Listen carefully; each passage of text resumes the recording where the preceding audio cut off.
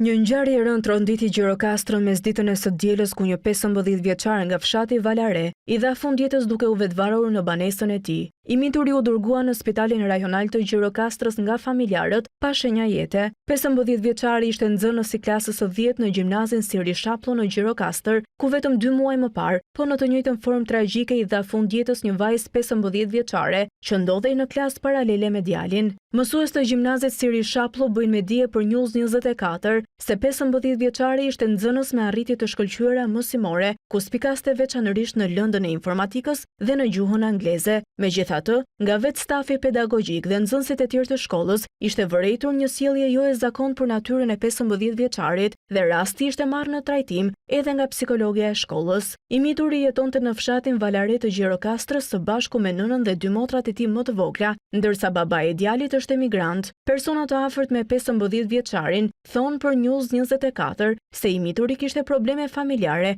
dhe her pas here përdorte në formë kërcënimi për ta shprehjen do të vras veten. Megjithatë, grupi hetimor po merr në pyetje persona që mund të kenë dieni për shkaqet që e çuan 15 vjeçarin të ndërmarrë këtë akt ekstrem.